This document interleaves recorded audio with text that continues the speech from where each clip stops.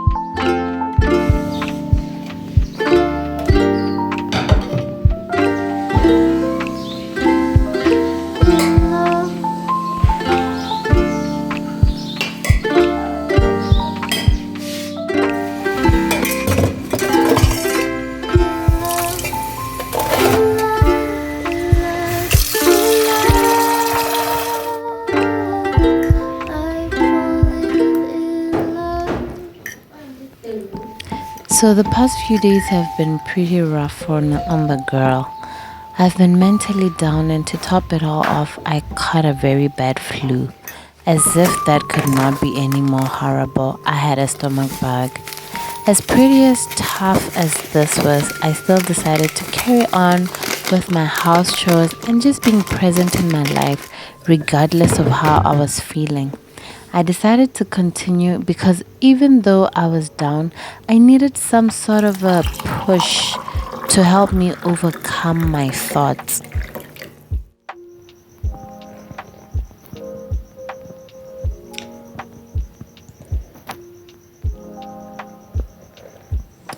Hi guys, and welcome to my YouTube channel. It's your girl Princess Lily M, baby. If you're new here, welcome. This is the Lily M Squad. I make faith-based content here on YouTube, faith, beauty, lifestyle. So if you're about any of these things, please be sure to like, comment, follow, subscribe to the channel, please. We're almost at 300 and I couldn't be more happier. To my regulars, thank you guys so much for your loyalty and being tuned in. Let's get right into today's video. This is just going to be a short little chit chat with you. I'm going to be telling you 5 things that I've learned since I've been 5 years married. So last week, on the 5th of October to be precise, my husband and I celebrated 5 years since he paid lobola for the girl, or he paid mahadi, bride price, for the girl. And this was our traditional wedding. This was us getting traditionally married. Getting right into the video, so I'm going to be doing 5 things that I've learned since I've been a traditional koti to my husband. So the first one being mahadi, lobola, or bride price. It's also considered, you're also considered legally married. I actually learned this when we were doing our, in Botswana we like to call it legally signing to get married. But then the district commissioner actually explained this to us, that if you had already paid bride price and there was a traditional ceremony for you guys, you're already considered legally married. And it's, you can either choose to do either one of them. It's okay, you are covered either way, which is something that I think most people are not aware of.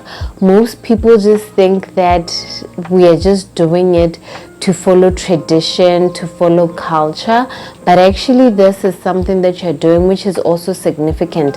And now when we take it to the Bible and we look at the context of marriage, there was actually no signing legally binding document. You would hear Abraham met with his wife and they were joined to be one, right? So this is actually it. And for the longest time, there are couples in my church who, after they would pay bride price, they would start engaging in adult activities. This used to be so confusing to me because I used to be like, you're not married. Why don't you just wait until you're legally married? But then I got this very understanding that no, you are actually married. You are actually legally married. If you do have disputes though, you have to settle them in a customary court. It's considered a customary marriage. But in the case of things like death or things like of a loss of a spouse, you are as much entitled to that your spouse's belongings as much as somebody who was married by the court of law of Botswana. Now this brings me to my next point, which is that purity in the Christian community or sexual intercourse is over glorified, if I may say so. You know how I was saying that like people would start engaging in adult activities? I don't know if I can say sex in here. Sex. Because I know in TikTok, if you say the word sex, you risk the risk of your video being banned for violation. So I don't know, but anyway, purity in the Christian communities. I feel like we need to have more conversations about this because there is more to marriage, there is more to a relationship than just having sex, guys. Because you find that the most asked question most of the time is, are you guys saving up? When you meet a married couple for the first time, how was your first time together? Like, those are usually the things that we are usually concerned about. I have a friend who's getting married, and I've been asking her more intentional questions like, are you having financial discussions? How are you guys getting to know each other? Are you spending more time together? Are you asking hard-hitting questions? Are you really getting to know this person? Because, there's more to life than just the bedroom. There's going to be more that you're going to be doing with this person. So getting to know this person shouldn't just solely be about, you guys keeping yourself, saving yourselves for marriage. I feel like the majority of my relationship was spent in trying or in putting so much effort in, being sexually pure, being morally right, than the actual getting to know each other, than the actual dating and courting and just enjoying our relationship. Because let's be honest, guys, being sexually pure is actually the easiest part. The hardest part is actually having those conversations, like your finances. How are you going to handle that? How your children, what are your thoughts on raising children? Those kind of things that right now, as they're cropping up in our relationship and in our marriage, I'm getting to see that, we really should have had hard-hitting conversations from the onset. Other than trying or, focusing more on trying to stay off of each other's bedrooms, we should have been doing a lot more of getting more to know each other. Like, spending time together, doing hobbies, getting to know this person's likes and things like that. And then this brings me to my next third point.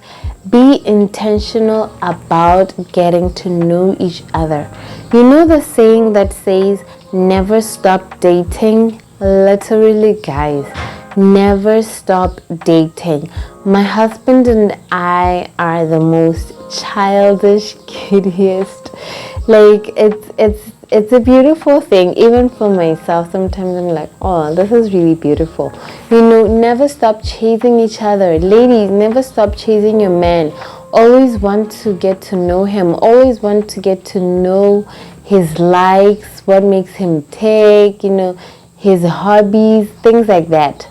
Before we got married, I really used to pray for this. I used to pray so much for my husband to have hobbies, to have friends. It was so important for me because I didn't want us to always be in each other's space, because I know that I can be an outgoing person. I have a lot of friends, and I didn't want him I didn't want to carry the burden of having to try to entertain this person, So in as much as spending quality time with each other, knowing each other will help you be better suited to better understand what your person needs and wants, and you're able to cater for them a little bit more if you know them more.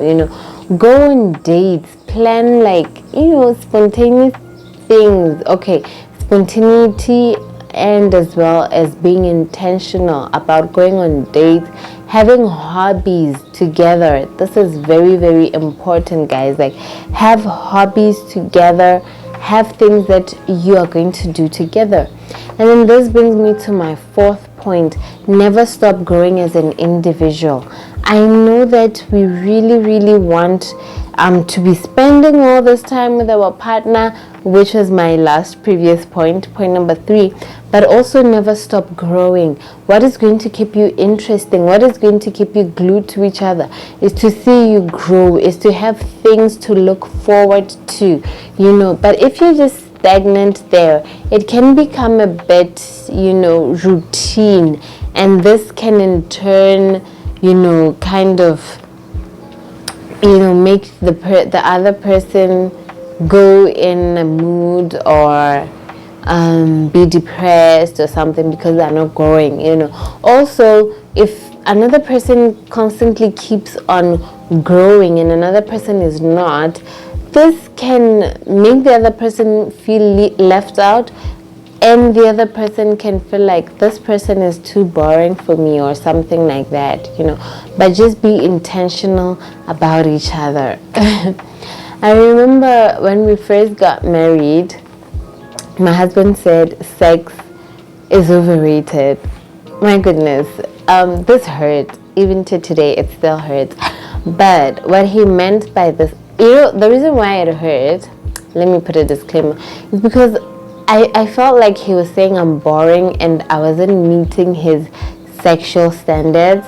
But what I got to understand was he meant that there is more to life, there is more to marriage than just looking forward to sex. There's actually so much more that you can look forward to spending your whole entire life with this person. It shouldn't just solely be about the sex, right, guys? And then, like point number 4, having your own individuality brings contentment. You're content in your growth, you're content in who you are. Therefore, you are able to give to your partner. Ever heard the saying, you can't pour from an empty cup, right? And then my last point, number 5, always put God first. God, Jesus at the center. And here we worship the Holy Spirit, honey. Put God first in all that you do. May He lead you, guide you, direct you. Have your own personal relationship with God. Have a relationship with God with your husband. If you have children, have a relationship with God with your children. It's like, a relationship with your friend, and you have like there's 3 of you. Do you know that you can have individualized relationships within those 3? That is exactly what I mean. Your children and you should be able to fellowship together. Your husband and you, 2 together, have your intimate time. And then all of you together as the whole family unit coming together and having this relationship with God. Above all, put God first. As women, I encourage you to pray. Sometimes I feel so discouraged, but then after, because honestly speaking, there's only so much that your partner can do, right? Like if you're feeling so down, discouraged, and you're just at a lonely, empty space in your life, your partner can offer you so much words of comfort, but the biggest comfort of all, it comes from God. So that is my 5 from the 5 years as a mwiti, as a koti to the Marumo Ames. Thank you guys for watching. I hope you enjoyed today's vlog brought to you by It's a 5-year throwback. Looking back at this journey brings me so many emotions, but I'm really happy overall. I'm happy that I had my traditional wedding because I wasn't able to have a wedding because of COVID. So I'm so grateful to that. And thank you to all the friends and family who attended and made our day special. Thank you guys for watching. I hope you enjoyed this one. See you next week.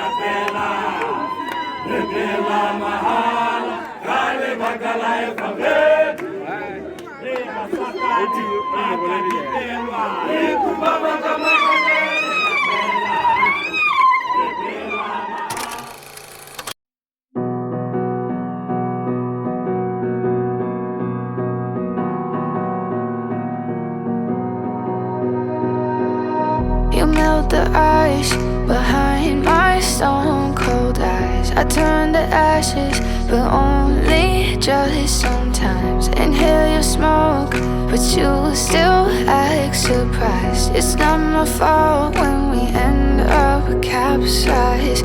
You call me crazy now, but you don't understand. I'm calling out to you. Can you hear a thing? 'Cause you lit the match that ignites the flame. I'm the TNT, but you're the spark to blame. And it's fire, burning holes inside my brain. Feel the fire, heat that melts us down again.